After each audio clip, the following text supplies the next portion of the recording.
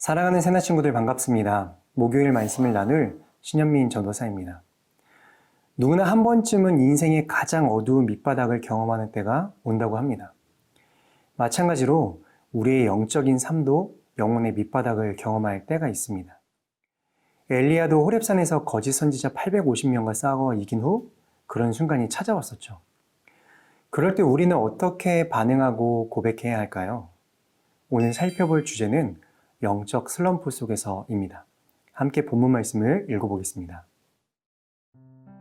오늘의 말씀은 욥기 10장 13절에서 22절입니다. 주께서 이런 것들을 주의 마음에 숨겨두셨지요.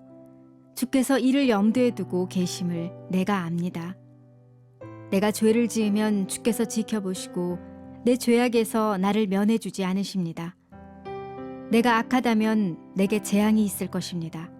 하지만 내가 의인이어도 고개를 들지 못합니다. 수치와 고난을 지긋지긋하게 겪고 있습니다. 내가 머리라도 들면 주께서 사자처럼 나를 사냥하시며 다시 내게 권능을 보이십니다. 주께서 나를 대적하는 증인들을 새로 세우시고 주의 진노가 내게 더해가고 있으니 군대가 번갈아 나를 칩니다. 어째서 주께서 나를 모태에서 끌어내셨습니까? 아무 눈에도 띄지 않게 죽어버렸다면 좋았을 것입니다. 내가 차라리 없었어야 했는데, 차라리 모태에서 무덤으로 바로 갔어야 했는데, 이제 내 인생도 얼마 없지 않습니까? 그러니 끝내주십시오. 나를 내버려 두어 잠시나마 편안하게 해주십시오. 내가 돌아오지 못하는 곳, 어두침침한 죽음의 그림자가 드리운 땅에 가기 전 어둠 그 자체의 땅, 죽음의 그림자와 혼돈의 땅, 빛조차 어둠 같은 그런 땅으로 가기 전에 그리해 주십시오. 13, 14절 말씀 함께 읽겠습니다. 주께서 이런 것들을 주의 마음에 숨겨두셨지요. 주께서 이를 염두에 두고 계심을 내가 압니다. 내가 죄를 지으면 주께서 지켜보시고 내 죄악에서 나를 면해주지 않으십니다. 욥은 하나님이 과도하게 죄를 찾아서 자신을 벌하신다고 생각했습니다.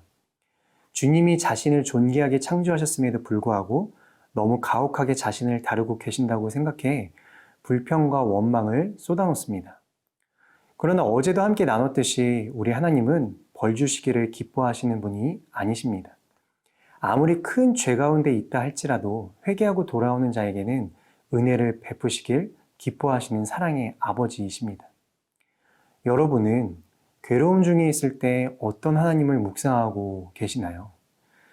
나에게 벌 주기를 기뻐하는 하나님입니까? 나에게 은혜 베풀기를 원하시는 하나님입니까? 뉴욕에 있는 어느 재활병원 벽에 이런 시가 적혀 있습니다. 큰 일을 이루기 위해 힘을 주십사 하나님께 기도했더니 겸손을 배우라고 연약함을 주셨습니다. 많은 일을 해낼 수 있는 건강을 구했더니 보다 가치 있는 일을 하라고 병을 주셨습니다. 행복해지고 싶어 부유함을 구했더니 지혜로워지라고 가난을 주셨습니다. 세상 사람들의 칭찬을 받고자 성공을 구했더니 뽐내지 말라고 실패를 주셨습니다. 삶을 누릴 수 있는 삶, 그 자체를 선물로 주셨습니다. 구한 것 하나도 주시지 않았지만 내 소원 모두 들어주셨습니다. 하나님의 뜻을 따르지 못한 삶이었지만 내 마음속에 진작에 표현 못한 기도는 모두 들어주셨습니다. 나는 가장 많은 축복을 받은 사람입니다. 사랑하는 새나 여러분, 같은 고통 속에 있다고 할지라도 하나님을 향해 오해를 가진 사람의 고백과 하나님의 뜻을 이해하는 사람의 고백은 이처럼 다릅니다. 여러분은 견디기 힘들고 어려울 때 하나님을 향해 어떤 고백을 드리고 있나요? 오늘도 말씀을 가까이 함으로 하나님의 마음을 온전히 이해하게 되고 하나님을 더욱 깊이 사랑하는 모든 새나 친구들이 될 수 있기를 소망합니다.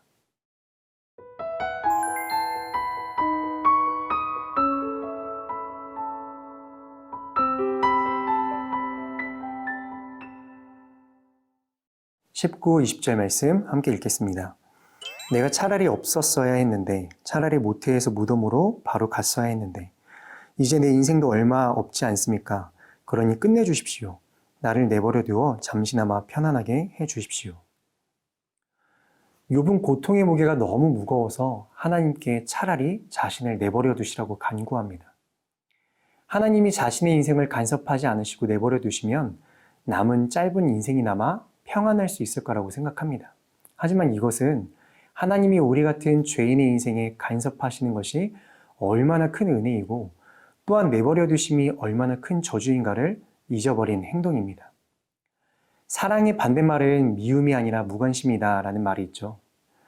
이처럼 성도의 삶에 대한 하나님의 간섭하심은 그 자체가 은혜이고 반대로 하나님이 내버려 두시면 그 자체가 가장 큰 저주입니다. 고난은 하나님의 성도를 다뤄가시는 중요한 은혜의 방편 중 하나입니다. 그렇기 때문에 성도는 고난 가운데 있을 때조차도 하나님이 간섭하시는 은혜의 손길을 기억하고 인정해야 합니다. 왜냐하면 하나님은 이 고난을 통해 성도를 그리스도의 형상으로 빚어가시며 때를 따라 도우시는 은혜로 세상이 줄 수 없는 하늘의 참된 평강을 주시기 때문입니다. 여러분, 오늘 새나 우측 아래에 보면 이런 문구가 있죠. 하나님을 원망한다는 것은 그럼에도 불구하고 주님은 살아계신 분이라는 믿음이 있기 때문입니다. 우리의 원망 깊은 곳에 있는 하나님을 향한 갈망을 잘 설명해 주는 것 같습니다. 근데 저는 한 문장을 더 추가하고 싶습니다. 우리에게 고통을 주신다는 것은 고통 중에도 불구하고 하나님의 마음을 알아 견뎌낼 것이라는 우리를 향한 하나님의 믿음이 있기 때문입니다. 사랑하는 새나 여러분, 혹 영적 슬럼프 중에 있습니까? 그렇다면 나를 바라보시며 언제나 응원하고 위로해 주시는 하나님이 내 곁에 계심을 경험할 수 있는 영적인 찬스입니다. 오늘 하루도 하나님만 바라보십시오. 그리고 굳건하게 믿음을 지켜나가는 모든 새나 친구들이 될 수 있기를 주님의 이름으로 축복합니다. 사랑의 하나님, 고통을 통해서도 나를 향한 하나님의 사랑을 보여주셔서 감사드립니다. 감당할 수 있는 믿음의 힘과 용기와 지혜를 주셔서 오늘도 말씀 안에 승리하는 하루 될 수 있게 인도해 주세요. 예수님의 이름으로 기도합니다. 아멘.